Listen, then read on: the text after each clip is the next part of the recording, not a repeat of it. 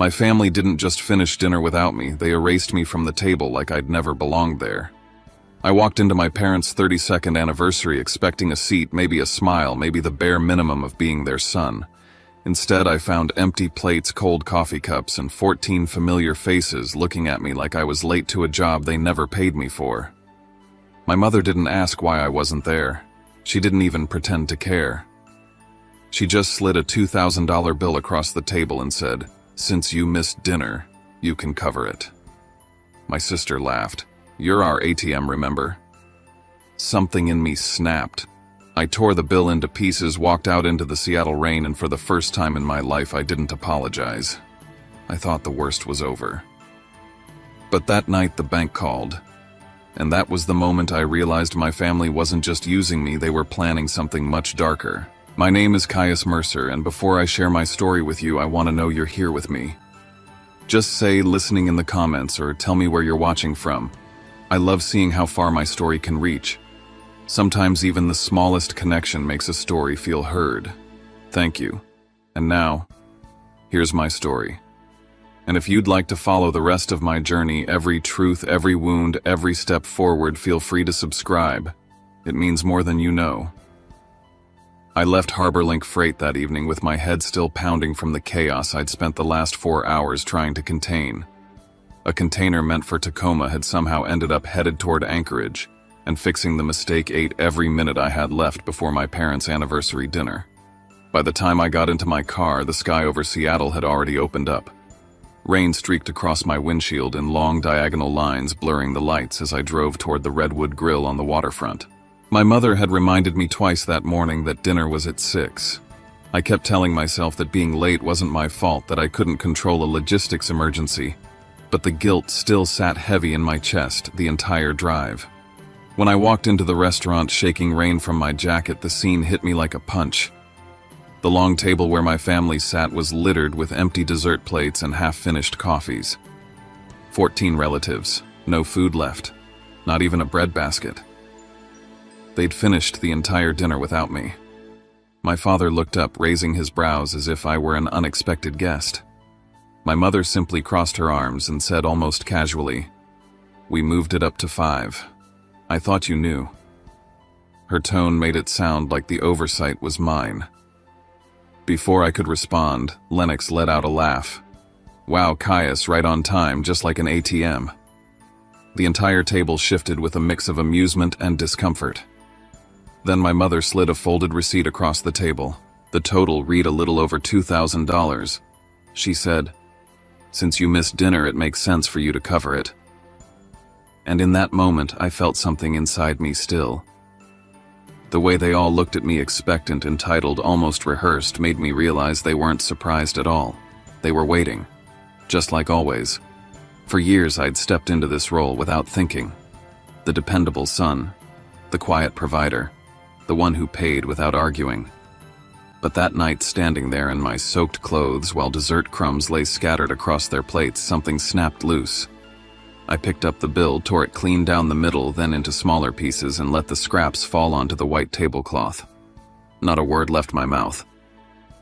I turned and walked straight out into the rain.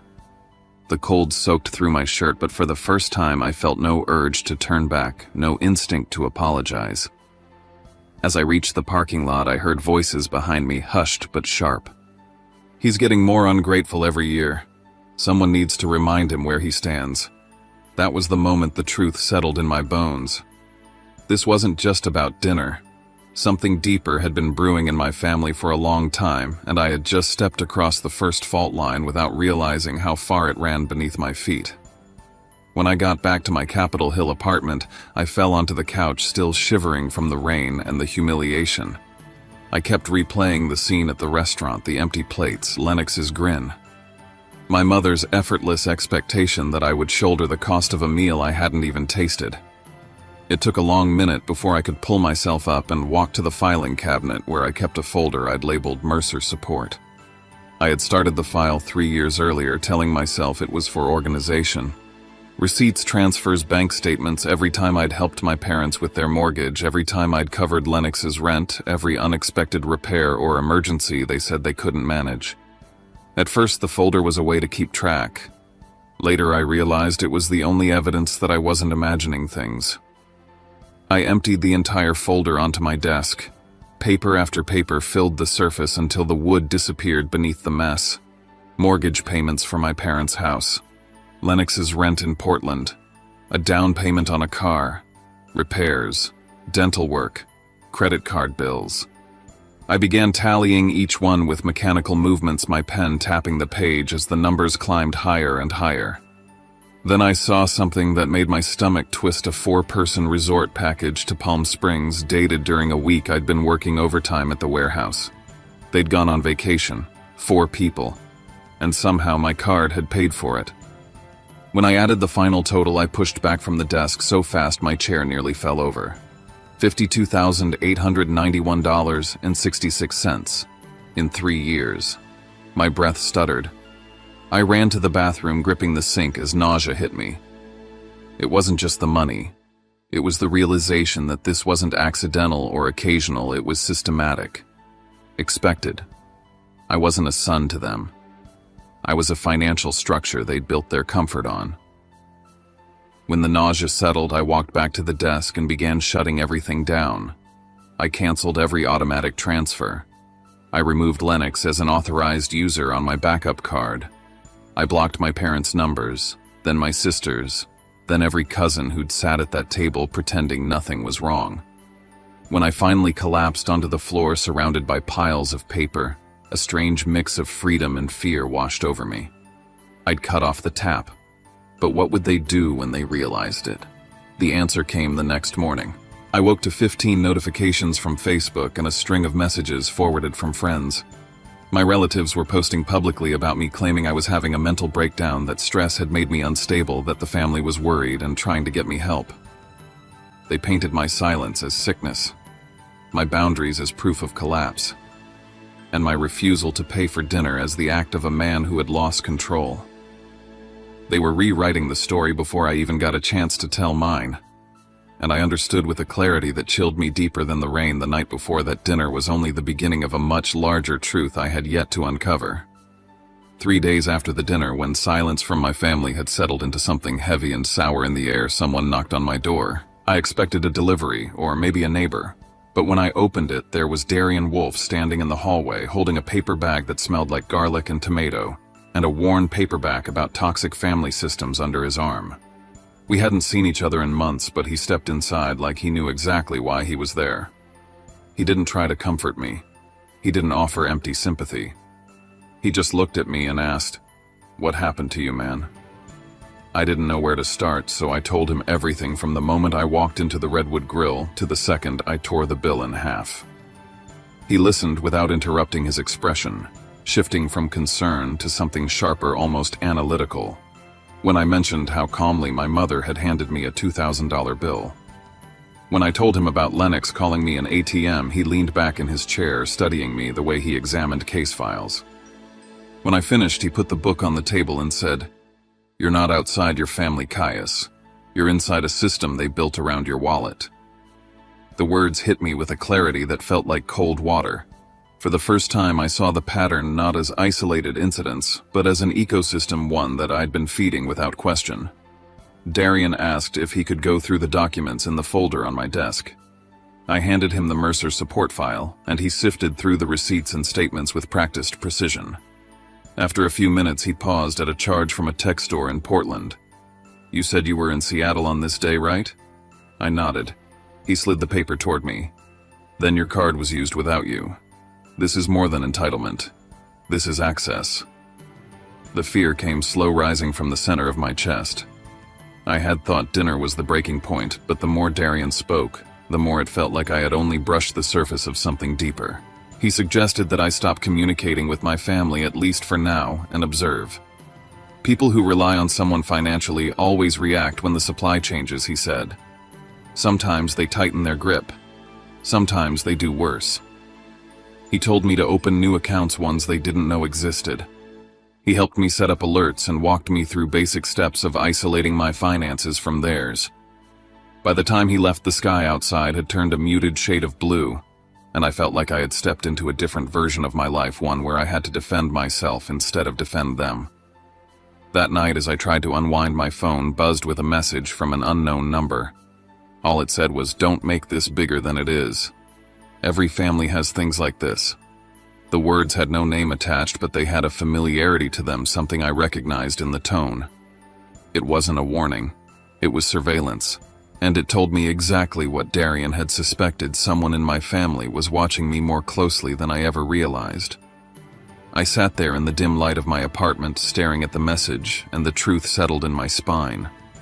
The bill at the restaurant hadn't been the beginning. It had been the first crack in a structure that had been built around me for years, a structure that was only now starting to show its shape. Whatever I thought I knew about my family, I understood then that the real story was only beginning. A week later, while I was in Portland handling a warehouse inspection, my phone rang with a number I didn't recognize. I answered automatically, expecting a client. Instead, a woman from US Bank asked if she was speaking to Caius Mercer. Her tone was polite, but formal in that unsettling fraud department way. She informed me that a Black Reserve credit card had been opened under my name 2 months earlier, and that the current balance was a little over $21,000. For a moment, I couldn't speak. My mind stalled the way it does when you hear something you know is going to change everything. I told her I had never applied for such a card, and she pulled up the details. The card had been mailed to my parents' address in Bellevue. I asked for the email linked to the account. She read it slowly, Lennox.Mercer94. I felt the floor of my stomach give out. I hung up and called Darian immediately. He didn't sound surprised. He only said, "If this is real, Caius, it's a federal offense. And it means your sister didn't just use your money. She used your identity." When I got home later that night, there was a white envelope resting at my doorstep. No return address, no markings. Inside was a single slip of paper that read, "Don't ruin the family over this." The handwriting was slanted, almost rushed. I looked at the door cameras and realized I hadn't checked them since the restaurant. When I opened the app, I saw that the system had been reset 2 days earlier. Someone had accessed it without my permission. My heart thudded in my chest as I remembered the message from the unknown number. This wasn't coincidence. Someone was close. Too close. The next day, I started noticing things I hadn't paid attention to before. A gray sedan parked across the street that seemed to always be there when I left for work. My neighbor mentioning someone knocking on my door while I was away. A figure lingering in the hallway outside my building on a night I came home late. Paranoia seeped into my thoughts, but it didn't feel irrational. It felt logical. If they had opened a credit card in my name, what else had they done? 2 evenings later, my phone buzzed with a message from my mother. She wrote, "Someone in the family is really worried about you. We're trying to check on you." Attached was a photo of Lennox standing directly outside my apartment door, smiling like it was a casual visit. She hadn't called. She hadn't knocked. She'd just come and stood there. I stared at the picture for a long time, a tightness spreading through my hands and chest. It was the same feeling you get when you realize someone has crossed a line without even acknowledging the boundary. They weren't just using me. They were tracking me. They were managing me the way someone handles a resource they're afraid of losing. I set the phone down and walked to the window, the city lights flickering off the glass. I had always believed my family's dysfunction was rooted in carelessness, maybe selfishness. But standing there with the evidence laid out in front of me, from the fraudulent card to the reset camera to Lennox's unannounced appearance, I understood that it was more than that. This was control. This was intrusion. This was a kind of possession masquerading as concern. And for the first time, I realized I was no longer dealing with a family that took me for granted. I was dealing with people who had crossed legal lines, ethical lines, and personal lines without hesitation. I was dealing with something I could no longer ignore. And the part that unsettled me most was knowing this was only the beginning of what they were willing to do. I drove to Bellevue with a tightness in my chest that didn't ease even as I turned into my parents' cul-de-sac. Everything looked painfully normal. My father was bent over the open hood of his car, pretending to tinker with something he had no intention of fixing. My mother stood in the yard clipping roses as if this were any ordinary afternoon, and Lennox lay on a hammock scrolling through her phone like she hadn't opened a credit card in my name. The sight of all three of them performing calmness made something in me settle, not peace, but certainty. They were hiding something and they were pretending so hard it made the truth glow around the edges. I walked past my father without acknowledging his half-hearted greeting and placed the credit card application and bank statements on the patio table. "Explain," I said. My mother's smile faltered for a split second before she tried to brush it off. She called it an administrative mistake. My father chimed in saying banks get things wrong all the time. Their refusal to meet my eyes made my skin crawl. Then Lennox muttered under her breath, "I didn't even finish last month's quota." She froze the second she realized what she said, and the way my father shot her a warning look confirmed everything I needed to know. It was the first real crack in their facade. I felt something cold move through me. This wasn't just entitlement. This was a system, a plan, a practice. I asked them about the doorbell camera. I told them someone had reset it and accessed my home security system. My mother widened her eyes in practiced shock, but my father's expression tightened and Lennox suddenly couldn't look at me anymore. That reaction alone was enough to tell me the truth. I hit record on my phone inside my pocket and started asking questions. The kind of questions you ask when you already know the answer. Who opened the card? Who used it? Who was in front of my door last week? Their voices layered over one another, denials, excuses, deflections, until my father slammed his hand on the table and said, "If you hadn't stormed out of the dinner, none of this would have been necessary." That was the moment everything aligned. They weren't just reacting, they were retaliating. They believed my refusal to pay their bill justified opening a $21,000 credit card in my name. I didn't argue. I didn't raise my voice. I gathered the papers, turned around, and walked toward the car. As I passed the dining room window, I saw my mother gripping Lennox's wrist, the two of them arguing in frantic whispers. I'd never seen fear in their eyes before, real fear, and that told me something else was coming. Something they weren't prepared to hide anymore. Back in Seattle, the weight of the confrontation settled over me like fog. I reopened the email from U.S. Bank requesting identity verification and asked for the complete application file. When the scanned documents came through, I saw my forged signature good enough to look familiar, sloppy enough to expose the lie. The next thing I noticed was the IP address used to submit the application. It matched one of the last IP logs from my smart home system. Someone had used my parents' Wi-Fi network to open the account. My pulse throbbed at my temples. I forwarded everything to Darian, and he told me to stop meeting them alone. "You're dealing with people who think they're entitled to your life," he said. "Stop acting like they're just impulsive." I followed his instructions, backing up every file I had onto multiple drives, and started writing down things I'd noticed for months, but brushed aside the random declines on my card, the missing Amazon packages, the unfamiliar logins I once blamed on bad memory. Then I found a transaction for a flight to Las Vegas purchased the month before. The ticket was for Grant Mercer, my father, paid for by the same fraudulent Black Reserve card. The airline verified everything. When I hung up, I stared at the wall, realizing that my father had been traveling on a card he knew wasn't his. The more I pieced together, the more the picture sharpened. The card wasn't an isolated act. My accounts had been used in scattered, subtle ways for months, maybe years. My mother knew my email passwords because she once asked to help me sort bills. Lennox had used my accounts for shopping travel, whatever she wanted, and I had been too busy, too trusting, too conditioned to question it.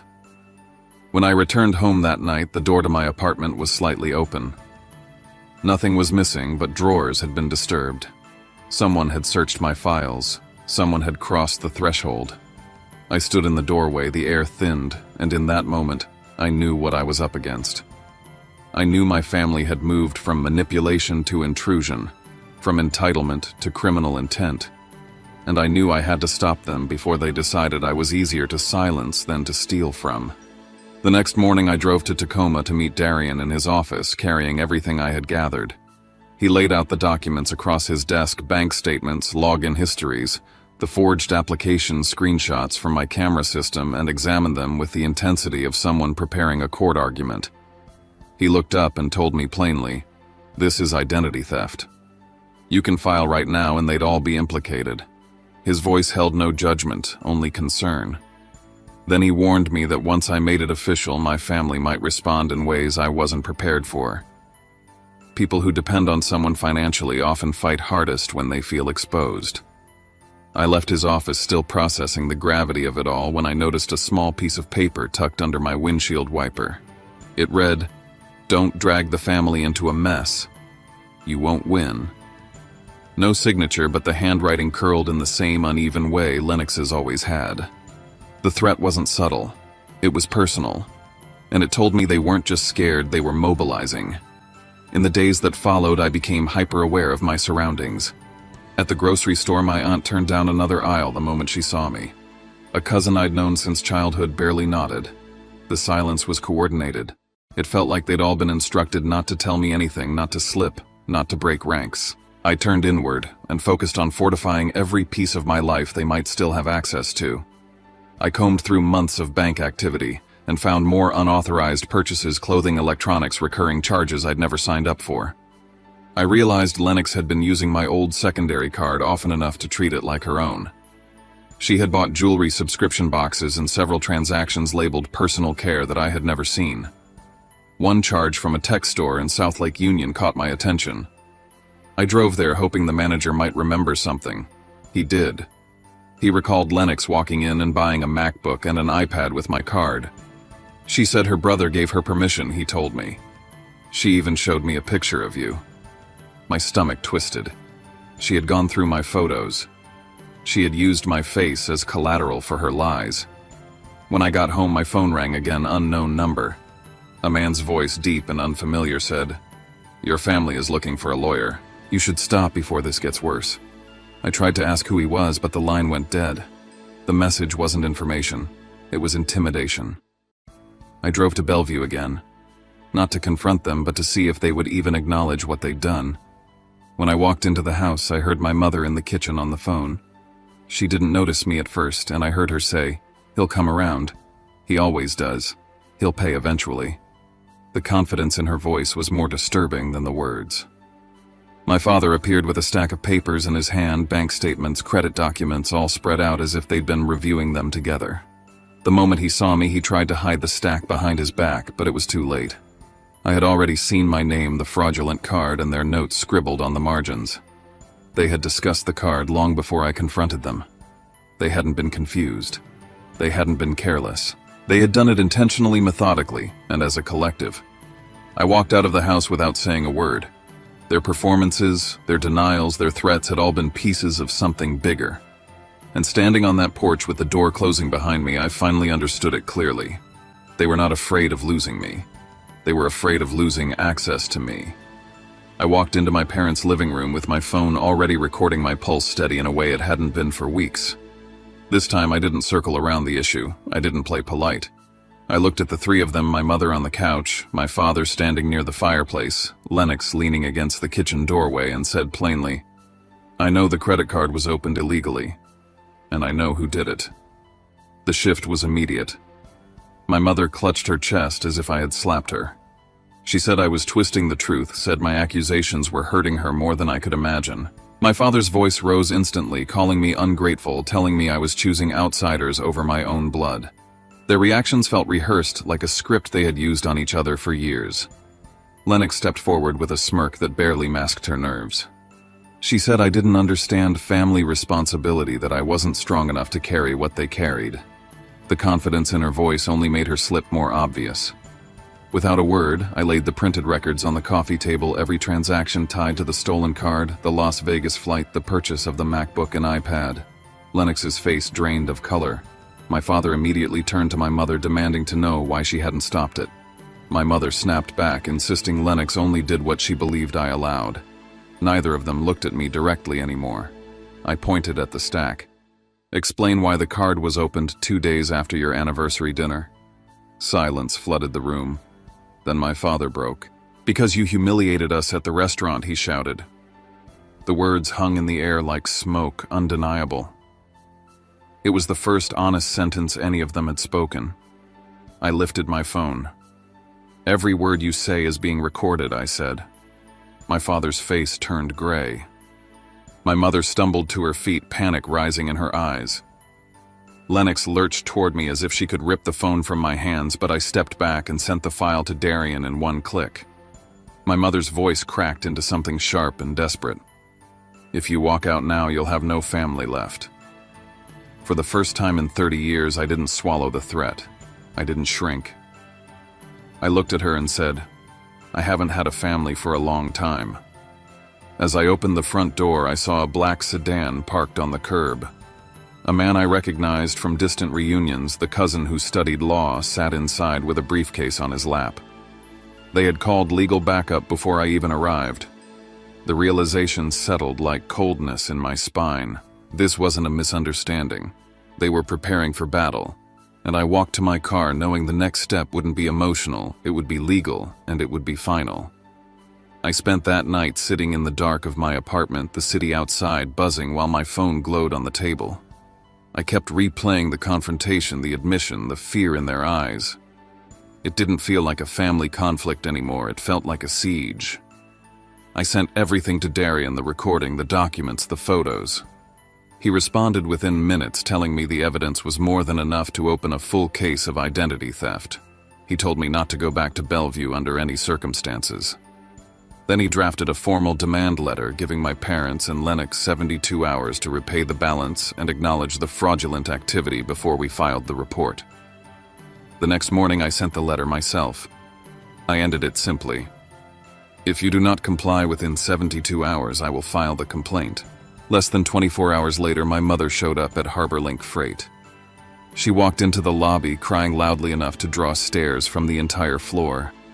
She accused me of destroying the family, begged for sympathy from people who didn't even know her. I had to guide her outside where she immediately dropped the theatrics. Her tears disappeared the moment the door closed behind us. She looked at me with a coldness I didn't recognize and said, I needed to withdraw everything because there are bigger things going on in this family than you understand. I handed her a printed copy of the demand letter. You have 2 days left, I said. Her face went pale before she turned and hurried to her car without another word. That night, my phone didn't stop ringing. Aunts, uncles, cousins, all saying nearly identical sentences as if they were reading from a script. Family shouldn't fight over money. You're overreacting. You're hurting your mother. It was coordinated, manipulated, a pressure campaign disguised as concern. Then my father texted. Just 9 words. You're not strong enough to take this further. It wasn't a warning. It was a belief. His belief that I was still the son who apologized, paid, and complied. He was wrong. The second day, I discovered that someone had requested a password reset for my primary bank account. It was the 3rd attempted breach in a month. I activated every layer of security the bank offered, then asked Darian to send a notice directly to the family's attorney stating that any further interference would be added to the complaint. By the 3rd night, with 5 hours left on the clock, I received an email from an unknown address. The subject line was empty. Inside was a single attachment, a complete spreadsheet of every transaction made on the fraudulent Black Reserve card. Every charge, every location, every timestamp. I opened it and felt my breath catch. The file had been sent from Lennox's cloud account. She had accidentally forwarded it to me instead of to my mother. It was the final piece. Proof she wasn't just involved, she had orchestrated everything. From that moment, the path forward was no longer blurred. It was clean, sharp, and irreversible. 72 hours passed, and I walked into Darian's office ready to file the report. But before he even opened his laptop, my phone buzzed with a bank notification. $21,300 had been transferred into my account from my father. No apology, no admission, just a message. End it here. I rejected the temptation to respond. I used the money to pay off the fraudulent balance and had US Bank close the account. Then I wrote my family one final email. All evidence is stored in multiple secure locations. If any of you ever use my name, my credit, or my identity again, I will file the complaint immediately. This is the last time we speak. The moment I pressed, send, my phone lit up with dozens of calls and messages from relatives accusing me of betrayal. I blocked every number. Weeks passed. Lennox picked up 2 part-time jobs. My mother spread rumors about me abandoning them during a difficult chapter. My father pretended he had always planned to repay the debt. I didn't care anymore. I opened new accounts. Started planning for a home in North Portland. Applied for the senior operations director position. I went to dinners with friends who acted more like family than the people who raised me. One morning, a wedding invitation appeared at my door with a handwritten note that read, "Hope you've grown up by now." I put it into a drawer and forgot about it. That evening, my mother sent me an email with just one word in the subject line: family. I didn't open it. I didn't hesitate. I deleted it and emptied the trash folder. Standing by my apartment window overlooking the lights of Seattle, I finally exhaled.